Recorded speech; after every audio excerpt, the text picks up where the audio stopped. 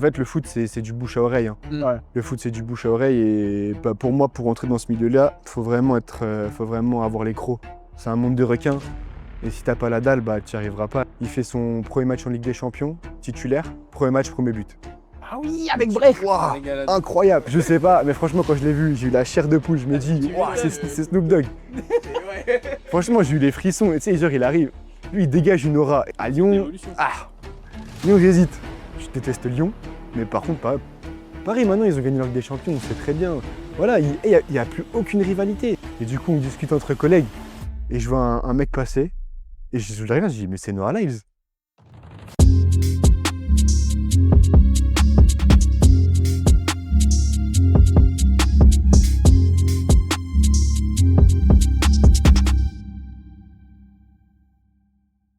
Bienvenue dans Point d'Impact, la série d'interviews où on donne la parole aux personnes qui impactent le football, que ce soit par leur choix, leurs décisions ou même leur profession.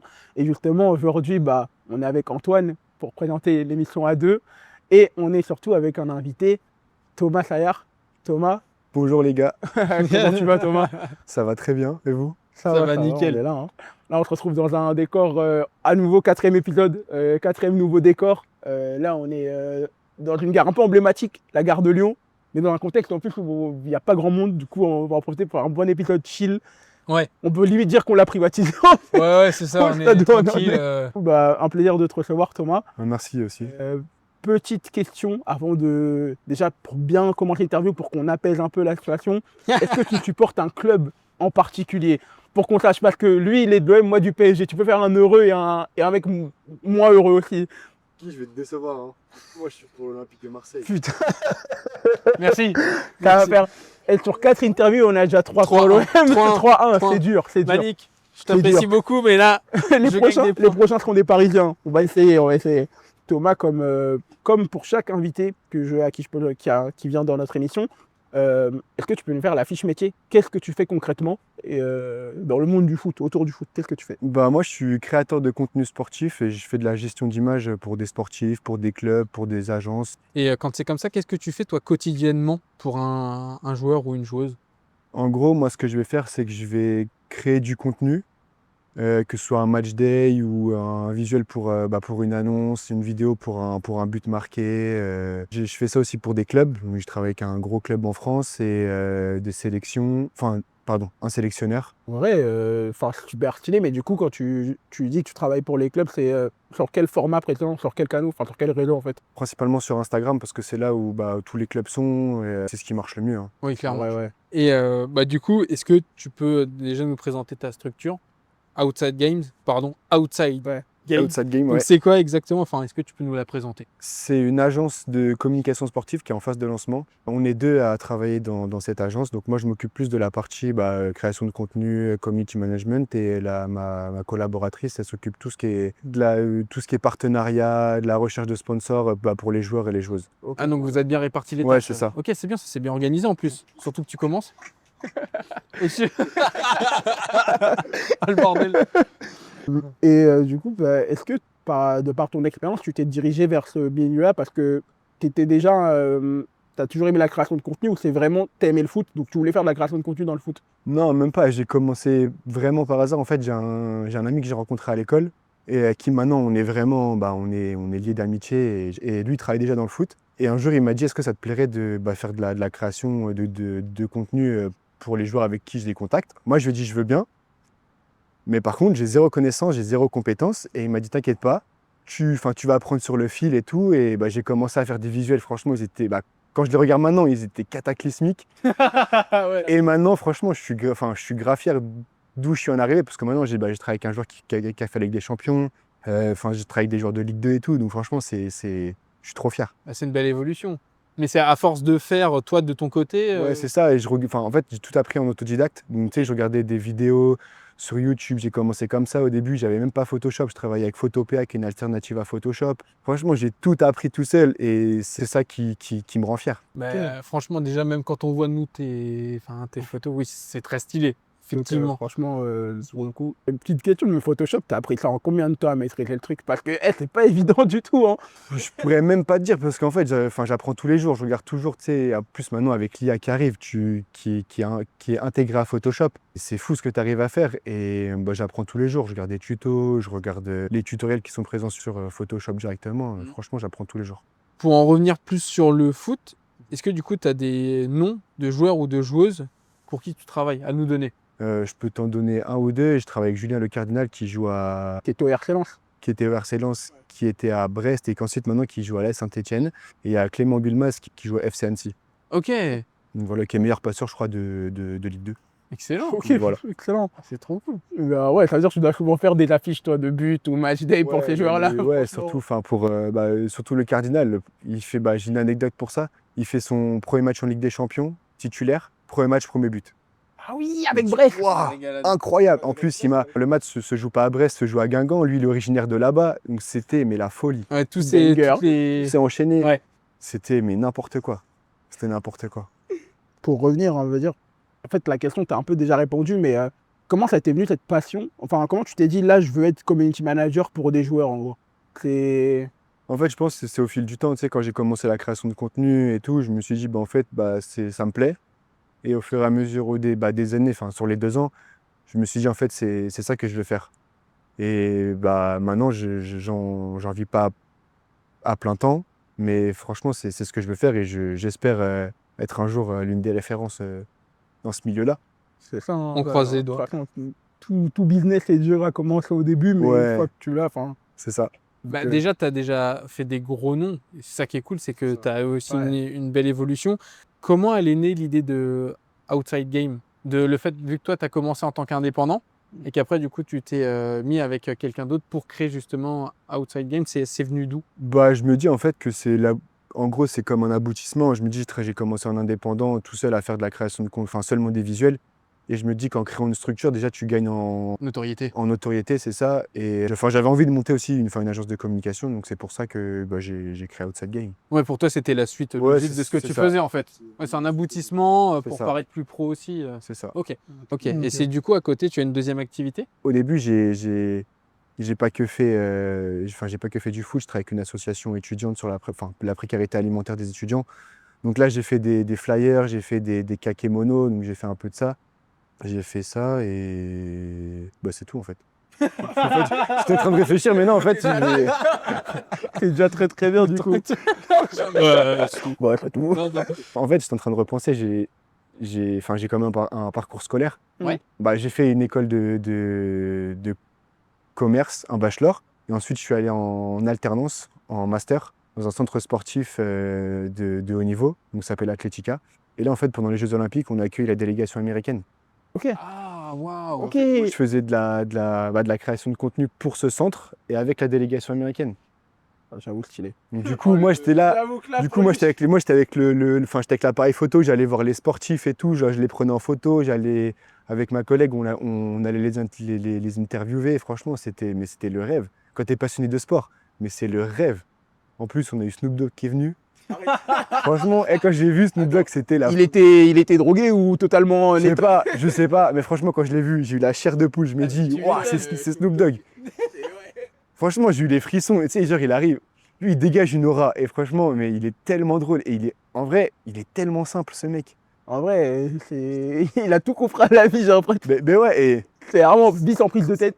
c'est ça. Jamais j'aurais pensé qu'ils allaient nous dire Ouais. j'ai rencontré Snoop Dogg. Ouais, moi je Ah, m'attendais non, à Snoop un Dogg, athlète c'est- américain, genre je sais pas, regarde l'équipe de basket, moi Ouais. Snoop Dogg c'est encore. Et plus encore gros. déjà. Mais tu sais, une fois, je marchais, je sais même plus comment il s'appelle.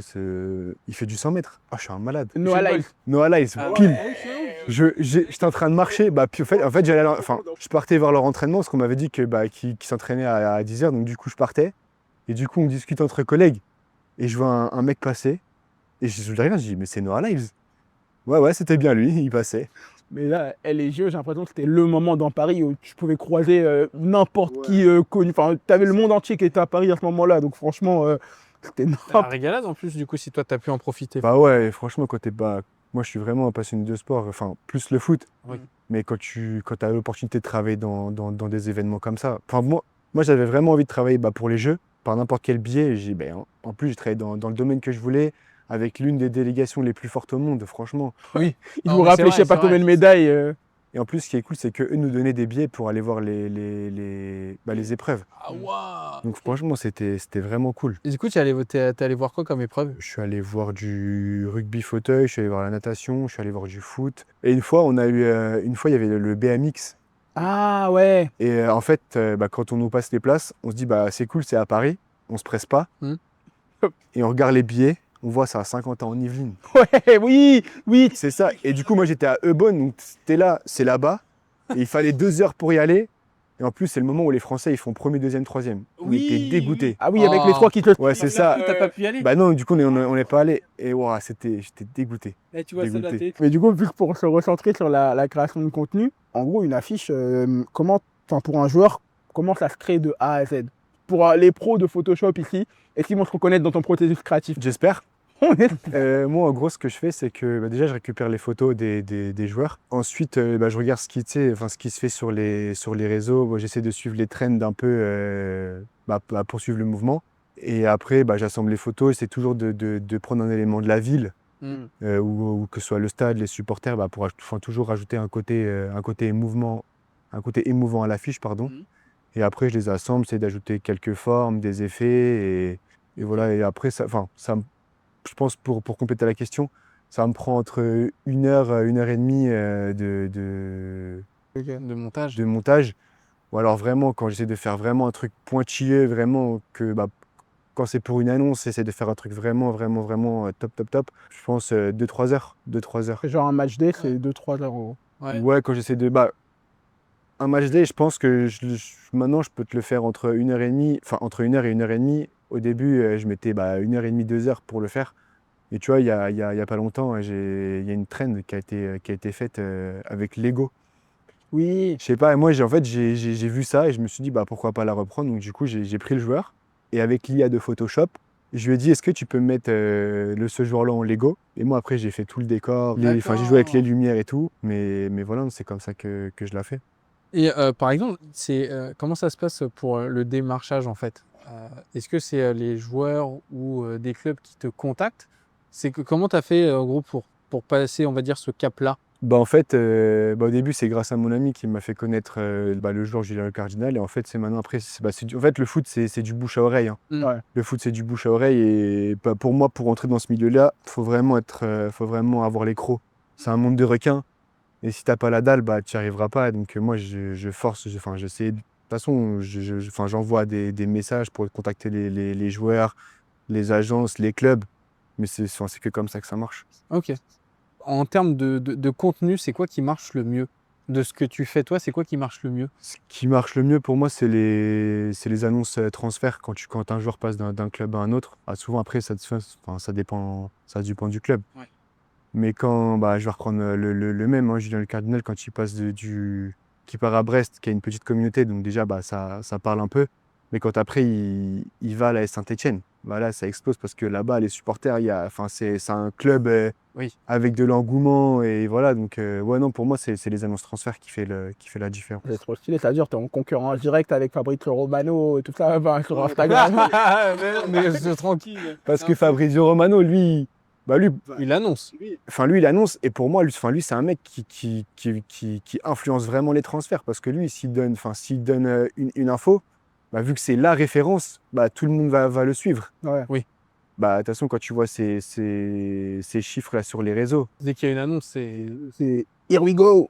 Ouais. quand il fait ses lives, Ouais. les derniers jours de Mercato, c'est terrible. Il a des millions de personnes qui viennent le voir. Et ouais, je suis d'accord, ça doit peut-être influencer parce que par exemple, t'imagines, voilà, pour nous, un joueur, Aubameyang, t'imagines, c'est Fabrizio Romano qui met l'annonce Aubameyang à l'OM. Carrément. Et genre, tu sais, t'imagines, ouais. t'as Aubameyang, il voit le tweet du gars, le gars, il a peut-être même pas encore signé. Ouais, c'est ça. Et genre, tu sais, il voit peut-être tous les bons commentaires, il se dit, putain, ça me donne encore plus envie de signer. Peut-être que, ouais, tu peux avoir des influences aussi sur ce truc-là. Et je pense que ça peut être, ça peut être négatif aussi dans l'autre sens. Bien sûr, Ouais. bien sûr. Si le joueur n'a pas encore signé et que derrière lui, il y a une rumeur comme quoi qui est sortie, je pense que, je sais pas, hein, Oui. mais je pense que ça a déjà pu annuler des... Ça peut être péjoratif, pareil, ou ça va être des mauvais commentaires. C'est ce qui avait annulé le transfert. Enfin, je sais pas si c'était Fabrizio directement, mais Frankie de Jong, quand il devait signer de base au PSG, Oui.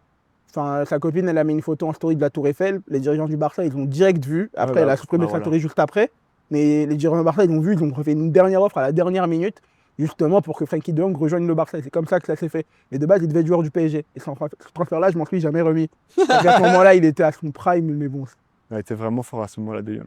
Et entre TikTok et Instagram, pour toi, c'est quoi qui marche le mieux pour les joueurs? Maintenant, pour moi, ça reste quand même Instagram parce que les joueurs sur Instagram, ils peuvent afficher leur lifestyle, ils peuvent. Maintenant, les photographes, tu peux avoir des photos magnifiques quand tu es en match. Il y a un photographe que je suis, il s'appelle Mani sur les réseaux. Je ne sais plus quel match il a fait, mais il a fait des photos qui ont été repris par les joueurs carrément.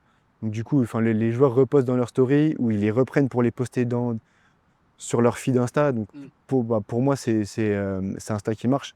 Après, TikTok, ça marche. Enfin, pour moi, c'est plus de la vidéo sur un highlight ou un truc comme ça. C'est plus les clubs, je trouve, qui ont Et tendance c'est- à ouais. utiliser TikTok, notamment Ouais. Strasbourg, tu vois, quand ils font des trucs pour montrer la vie du groupe, la vie des joueurs. C'est Oui. plus dans ce sens-là, je trouve. Enfin, Non, mais t'as complètement raison. C'est suivre plus les les clubs. trends Ouais, aussi, c'est ouais. ça.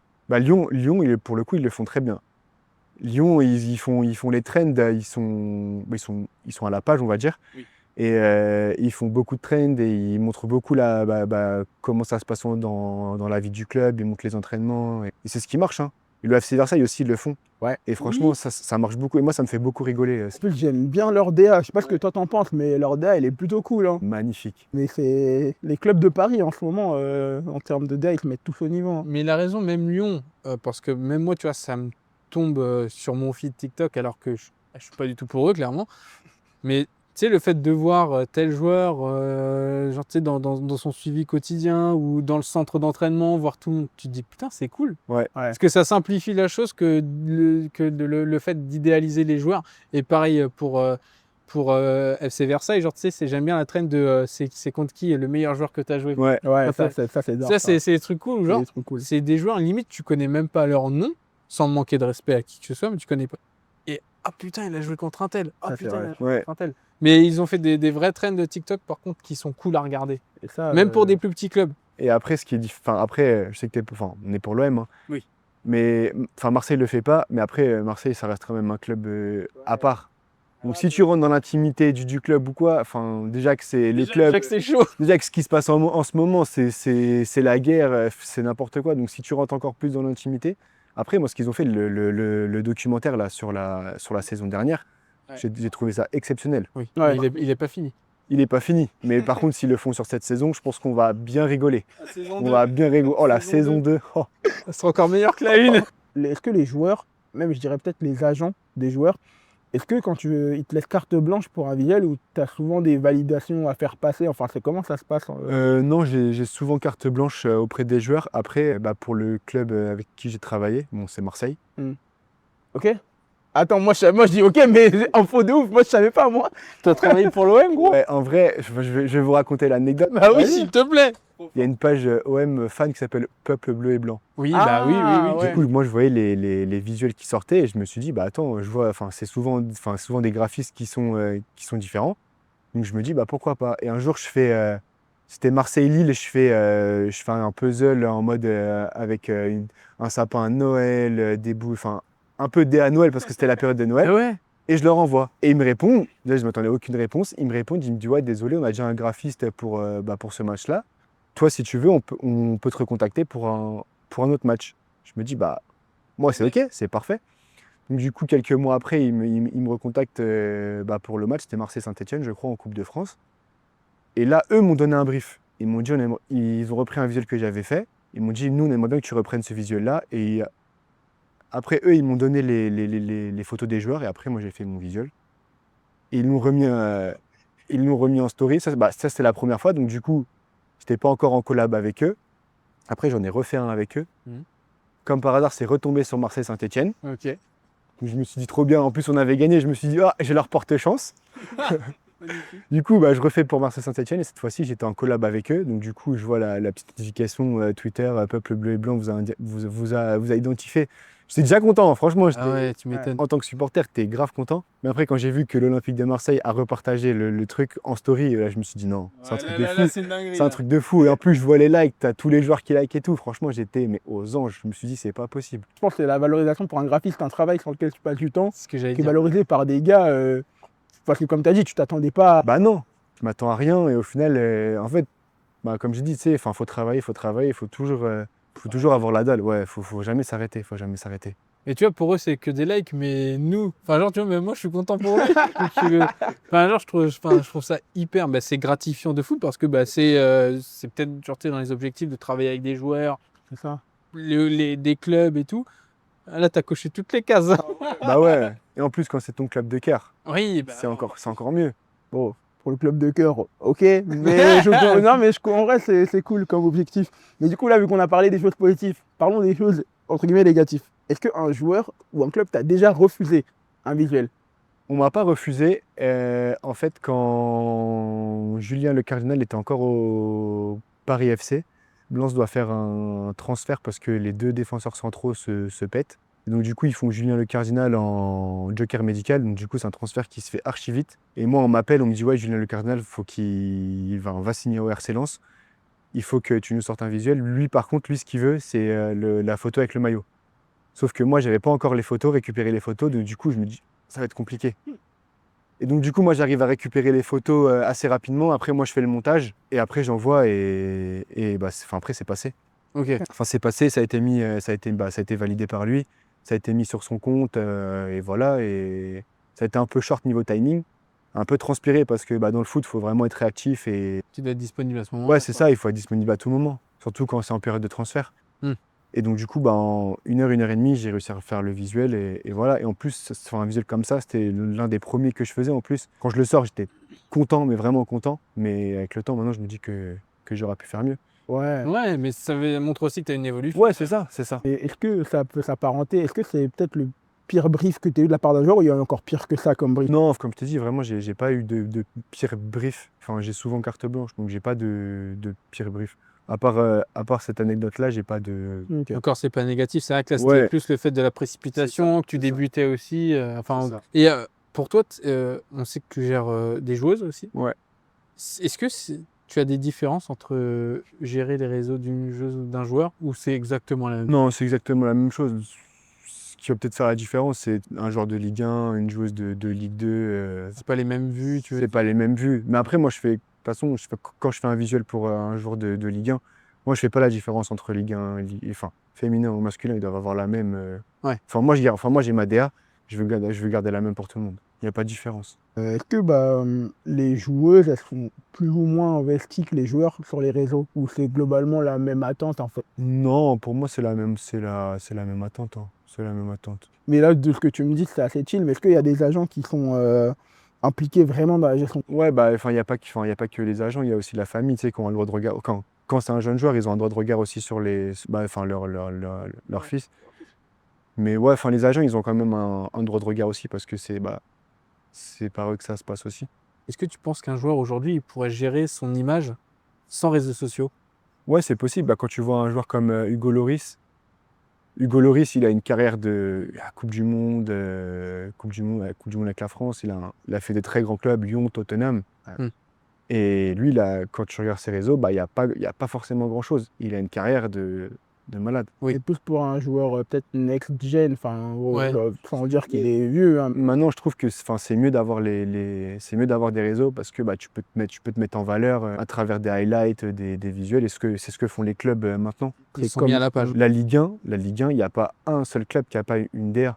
Ouais. Oui. Et par contre, quand moi, j'aime bien comparer, quand tu regardes le Bayern Munich, ils ont une DA très simpliste. Surtout sur les game day, C'est ça. Ok. c'est très simpliste.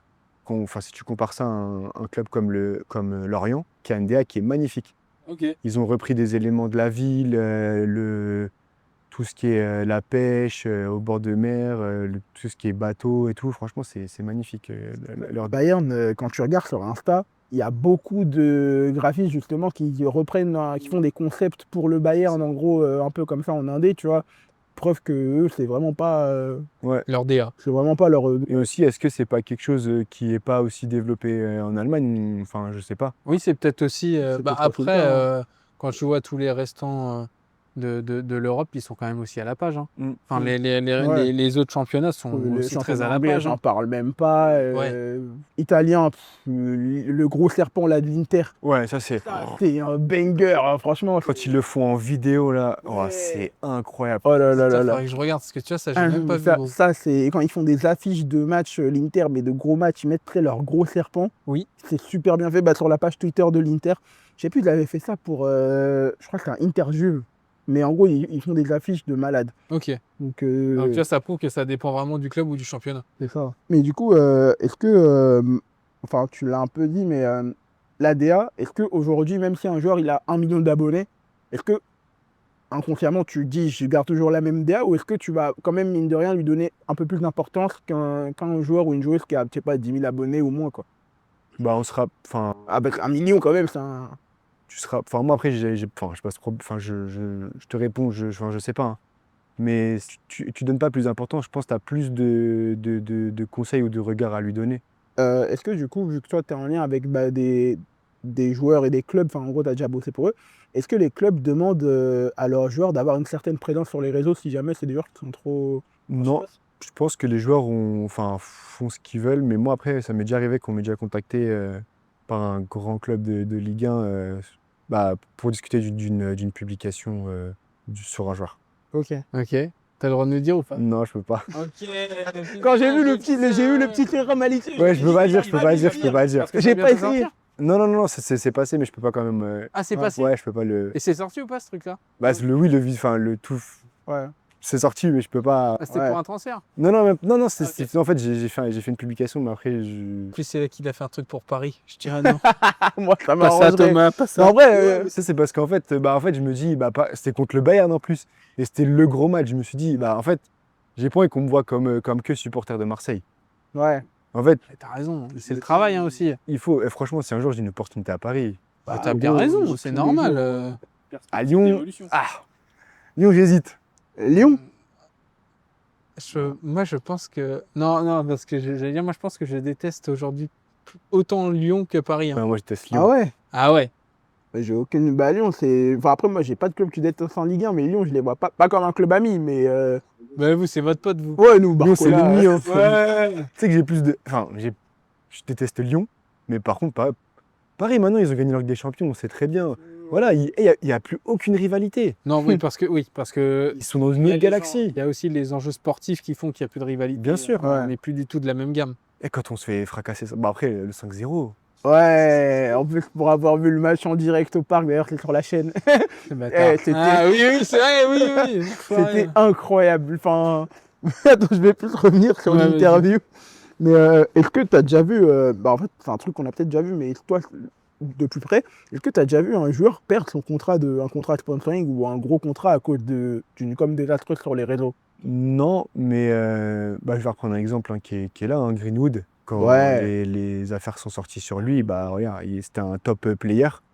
Maintenant, C'est ça. hop, comme ça, sa valeur marchande, elle a diminué. Il était évalué à 30 millions. 30 millions, il était à rétafé. Enfin, après, ce qu'il a fait est une dinguerie aussi, mais c'est une dinguerie. Une dinguerie ce qu'il a fait. C'est Là, tu vois, en plus, ce qui se passe, c'est que malgré tout, là, avec ces 2 saisons à l'OM, tu vois, il a repris de la valeur marchande. Et là, il va peut-être partir Ouais, mais vu que tu as l'OM qui peut gratter que 50%, United Ouais. reprend 50% sur le de transfert. la vente. Il n'y a pas que lui, il y a eu Jérôme Boateng aussi à Lyon. Il avait été accusé exactement. d'avoir. Ouais, Bah, c'est sa, fa- arrivé. sa femme s'est suicidée, mais parce que lui, je crois il l'a frappé ou il était. Ouais. Enfin, c'était des histoires aussi comme ça. Mais par contre, à l'inverse, je pense que tu peux gagner des contrats grâce à ta communauté. Tu as un joueur comme Mbappé, lui, il a une communauté de. Après, c'est un top player, Oui, Ouais. mais lui, il a une communauté, il peut avoir n'importe quel contrat. Ok. oui, c'est vrai. Bah justement, en parlant de Mbappé, là, on va rentrer dans une case un peu plus business, sans donner de chiffres exacts. C'est quoi l'ordre de grandeur, on va dire, pour gérer les réseaux d'un joueur, en gros? En vrai, moi, je te dirais que c'est en fonction déjà du niveau. Ouais. Ligue 1, Ligue 2, le championnat aussi, et aussi si le joueur, combien de matchs il joue par mois aussi. Enfin, ça dépend aussi ce que le joueur veut, si c'est un visuel, si c'est une vidéo highlight ou un transfert ou quoi. Donc ça dépend vraiment de ce que le joueur ou le club Veut. veut, voilà. Et du Ouais. coup, c'est pareil, j'imagine qu'entre joueurs et joueuses aussi, du coup, tu as Ouais, une c'est différence pareil. là-dessus. C'est pareil. Parce en fait, quand on compare les salaires des hommes et le salaire des femmes, C'est pas le même, bien sûr. Il y a un gros gap. il y a une différence qui est aberrante. Et est-ce que Ouais. tu as la pire anecdote? Est-ce que tu as une mauvaise anecdote avec un joueur ou une annonce ou un truc comme ça? Non, non, non. Bah non. Non? Ok. Non, je l'ai pas. En fait, je réfléchis. Même si je peux pas le En dire. fait, enfin, je savais que j'allais dire non, et je sais pas pourquoi j'ai réfléchi. Non, mais J'ai réfléchi bêtement en fait. Non, non, j'ai pas de pire anecdote. Et est-ce que un joueur t'a déjà ghosté après qu'il ait validé un contrat avec toi? Non. Non? Ouais. Non plus. Comme Il est quoi, trop parfait. Non. t'as dit que c'est un monde de requins, mais ça va, t'as bah, pas encore subi de. Après, il taffe aussi pour ça. Ouais. Si le taf il est qualitatif, de toute Ouais, façon, on rigole pas. tu dis, ok, certes, c'est via les contacts, le bouche à oreille, mais il faut aussi faire du travail qualitatif pour justement poursuivre là-dedans et maintenir. Et est-ce que tu penses que, pour le coup, on parle du foot, mais tu es surtout un très bon graphiste, est-ce que tu penses que tu aurais pu toucher d'autres sommes ou élargir ton business si tu t'élargissais en dehors du foot? Je pense que oui, mais après, moi, je suis vraiment un passionné de sport. Je vis pour ça. Enfin, je t'ai dit, hein, enfin, j'essaie de toucher un peu à tous les sports. Et aussi, dû à mon parcours scolaire, moi, enfin, je suis vraiment passionné de sport. Donc, j'ai vraiment voulu me focaliser que dans le sport. Est-ce que tu as déjà pensé, on va dire, à gagner de l'argent autrement avec tes compétences? Genre, tu es en mode Vendre Là, le c'est sport. vraiment le truc de cliché, mais vendre des formations Ah, tu sais ou que c'est partir pas sur d'autres forcément choses. si mal vu que ça. Enfin, si tu es quelqu'un de réglo, vendre une formation, Oui, dans c'est ce vrai. cas-là, ça peut être une bonne chose. En vrai, j'y ai jamais pensé, mais je pense que j'ai pas encore la légitimité pour le faire. Ok. Mais peut-être à l'avenir ou je sais pas, hein, mais pour l'instant, j'ai pas de la légitimité et je veux vraiment aussi développer mon agence. Oui, c'est vrai. Au moins avoir un truc c'est pour vrai, confirmer. quand même. Ouais, Oui, bien vraiment sûr. pour confirmer, regardez, je suis là. Ouais. Et alors, oui, certes, ok, tu kiffes le sport et tout. Et moi, c'est juste pour revenir à la question de Guy juste avant. Euh, là, sans même parler d'argent, mais du coup, certes, c'est le sport. Mais est-ce que toi, par contre, tu te serais vu quand même faire du graphisme sur un autre sujet? Genre, tu sais, en dehors que du sport. Si tu as une autre passion, par exemple. Tu dis, ah ouais, si ça n'avait pas été le foot ou le sport, j'aurais pu basculer là-dedans. Je pense pas. Ok. Je pense que j'aurais pas fait D'études là-dedans, ouais. Ok. j'aurais pas fait de graphisme, je pense. C'est vraiment quand mon ami quand mon ami m'a demandé, j'ai tout de suite dit oui. Oui. Et sinon, je pense que j'aurais pas fait enfin, j'aurais pas suivi cette voie-là. De base, tu sais, j'étais en bachelor et en master marketing et communication dans le sport. Et t'as pas cette filière de graphiste. Je pète un câble, mais parce que C'est un fou. par nos études, nos études, Oui. je comprends ce qu'il dit, comme le Oui, dit Bakary oui, Kamake. oui. Tu vois, je comprends ce qu'il dit dans la cabine. Mais ouais, donc toi, de toute façon, dès que tu étais même en études, tu étais déjà dans ce train-là, quoi. C'est ça. Directement dans le sport. Et après, j'étais comme ça. Et hop, je me suis dit, hop, il faut Ouais. que j'aille enfin, je suis passionné de sport, de création de contenu. Il faut que. Et en plus, surtout qu'il y avait pas forcément d'école spécialisée dans le graphisme sportif. C'est plus du graphisme en général. Mais alors que maintenant, il y a une école qui a ouvert, là, la Zio Studio Club, Zio School, je sais plus comment ça s'appelle. Ok. Mais maintenant, c'est un graphiste qui a commencé tout bas et maintenant, il est tout en haut. C'est la référence pour moi du graphisme. Si on parle plutôt du côté conseil, et on va dire tourner vers l'avenir, aujourd'hui, un jeune qui fait du graphisme dans le foot, qu'est-ce que tu lui conseillerais justement pour devenir graphiste? Déjà d'être passionné et aussi de travailler son réseau parce que comme je vous l'ai dit, c'est un monde de requins et il faut être le meilleur. Il faut vraiment tout le temps travailler, contacter des gens. Il faut vraiment faire ça. C'est comme ça que ça marchera. Et je pense que dans le monde du travail, c'est comme ça que ça marche. Malheureusement, maintenant, on est dans un monde où enfin, pour moi, ça marche que par le piston. Et si tu veux y arriver tout seul par tes propres moyens, il faut avoir la dalle. Il faut charbonner. Et est-ce que faut être absolument passionné de foot pour faire du graphisme? Dans ce milieu. Ouais, en tout dans cas. ce milieu, pardon. Moi, enfin, dans mon cas, oui, je suis passionné, mais après, je pense que pas forcément. pas forcément. J'ai regardé une interview où un graphiste sportif n'était pas passionné de sport, il était passionné de mode. Et en fait, il faisait ses visuels en fonction des visuels qu'il voyait sur la mode. D'accord. Et franchement, la DA est magnifique. Ouais, parce qu'il se base sur sa passion à lui pour le retranscrire Ouais, sur c'est son ça. graphe. Et franchement, c'est magnifique à voir. Et ça, c'est une vraie question.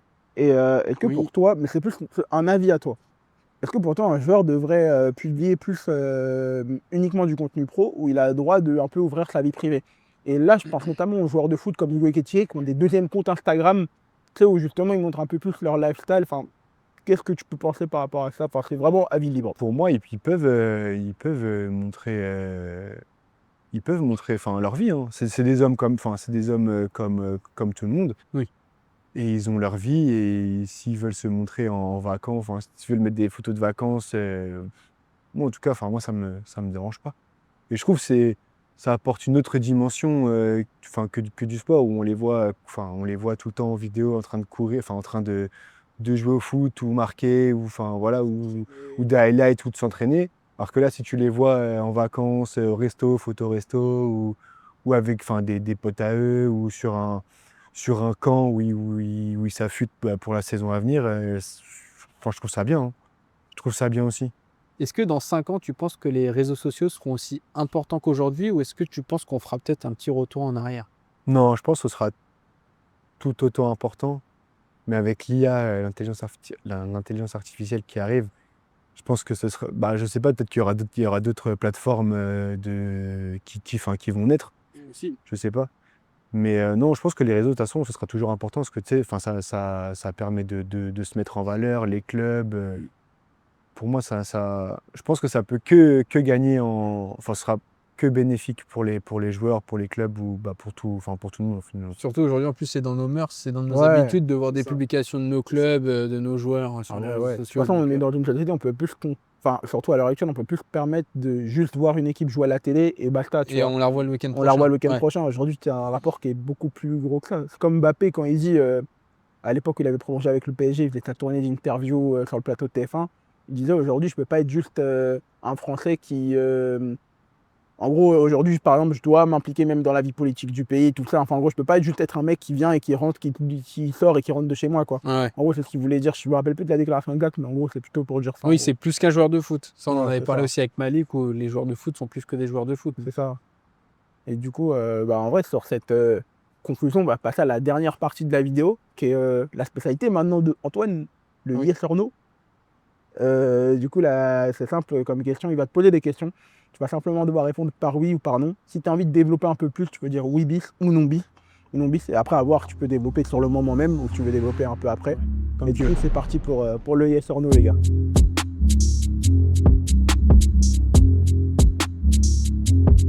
Est-ce que tu accepterais de gérer les réseaux sociaux d'un joueur qui a une mauvaise réputation?